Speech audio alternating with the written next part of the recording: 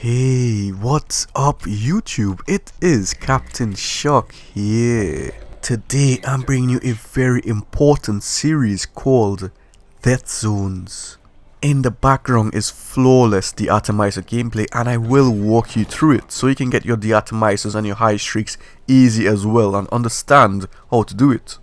Now look at the opening rush. I pushed through to this area and in the middle is a amber death zone, and this guy jumped up. I destroyed him. Now look at this. I enter the power position and boom, get taken out, boys. Look how quick that was, right? So I cleared the power position off now, and I'm just checking the area to ensure that the power position is safe and my teammates can take it. So straight off the bat, I'm ensuring good map control. And let's look at where I just killed that enemy. As you can see, that's an amber death zone where the enemy is right now, so you want to limit your time in it and just kill any enemies that are in there. So you can see the death zones are areas you want to avoid or limit your time spent in it, and you want to use it to your advantage. If any enemies cross into the death zone, you destroy them. It's what I use, and I absolutely destroy lobbies. It's exactly what I use. Now let's look at this situation here. This area is a green to amber zone, so it's not that unsafe. You can use it to your advantage. You can hop onto that train, use the elevation to your advantage, and I won that gunfight there. Map control is very important, so that's why I'm fighting for this area. I know if I control this area, I will control the map as well. You can see me taking advantage of the head glitches here, and I'm pre-aiming, I'm carrying out that discipline. I'm looking at the choke points and I'm anticipating any potential enemies that are going to push. And look, he goes into the middle. That's an amber zone. Actually, it's not a red zone, it's an amber death zone, so you can really make use of it. When you have a UAV up or when you have an advanced UAV up, the middle is actually very good, because when they push out of the spawns, you can easily take them out by standing on top of that middle train. Now look at the area where my teammates are. That's a red death zone, and they will die if they stay there. It's not only a death zone, but there's actually a choke point as well, so you can kill multiple enemies there, and I love when my enemies go through that choke point.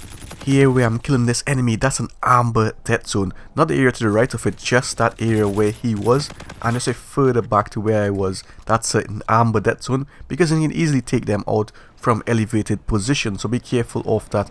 There are multiple lines of sight that can take you out in that area, so you be very careful. And look at this now, I'm transiting, and I know I'm in an amber death zone right now, so I'm limiting my time here. I'm pre-aiming, I'm going prone, I'm taking them out when I get a chance, and I move away. I don't stay there too long. And look how I'm using this middle train to my advantage. You see what I mean by it being an amber to green death zone. You have to be careful. You have to have your wits about you, your awareness about you, to take advantage of it. It's a bit advanced, so I don't recommend you staying there too long unless you really know exactly where they are spawning. Here is another red death zone in that band where I'm looking at. That area in particular is a very red death zone.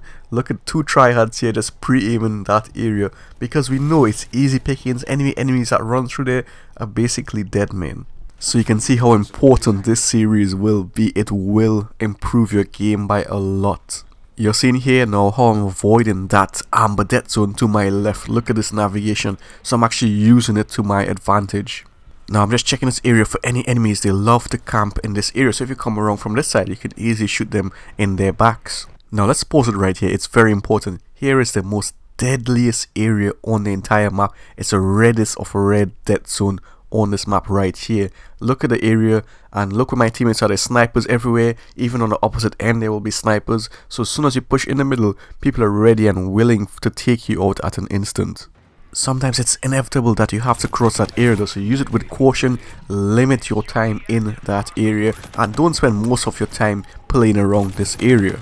Back there is also a major spawning zone, so if they spawn on you and you're in the middle in that red death zone, you're basically a dead man. And look how I destroy them. They get wrecked. They can't do anything.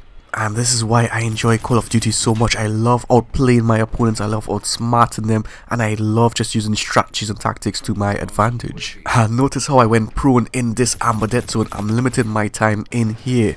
I'm also taking extra precaution. You can see how aggressively I'm just pushing it and being very careful. Look, he was in the amber death zone. What did I tell you guys? He's dead. You know those wildebeests that come to drink in those rivers, and a big saltwater crocodile just leaps and grabs them and pulls them in? Yeah, that's what you're doing here. I guarantee this is going to make a huge difference to your gameplay when you follow this procedure. And look what happens. I get red. I was in the amber death zone. That's why he got some shots on me. So you're seeing it in action. You're seeing it happening right here in this video. I hope you guys appreciate this intel and what I'm teaching you guys. I'm a small YouTuber, but I actually put time into the game. I actually enjoy the game and I play to a very high level. And it's only with you guys sharing the videos that I can grow and continue producing more very useful top quality content that actually works. Here you can see me clearing out the power position and always maintaining it and keeping it clear of any enemies. So you or your teammates have to spend more time in the power position compared to the enemies.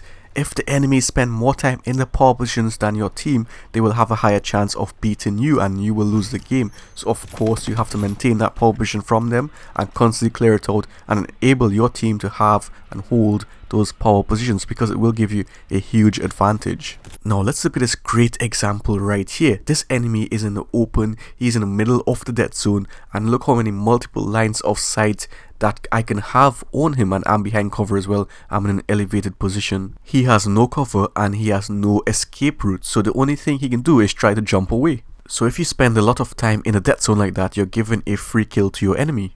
And you can see right there, he tried jumping away but he can't escape. Where can he escape to? And I move positions, I change it up a bit. I'm just scouting the area for any more free kills like that. And when I'm pushing, look how fast I am pushing. I'm not even staying in the middle quickly, I'm just being aggressive and I'm pushing straight down the map or straight through the tunnel, and I take them out. They came into the amber death zone, they died, they had no chance, and I'm clearing the power position. You're seeing this map navigation right here. What can they do? And I get the de-atomizer strike easy like that. A lot of the times where players are struggling is solely due to their map navigation skills and they're spending more time in the death zones. When I'm doing the subscriber analysis videos as well, I see some subscribers, spend a lot of time in the death zone, and of course that will result in multiple deaths and you will lose your streaks.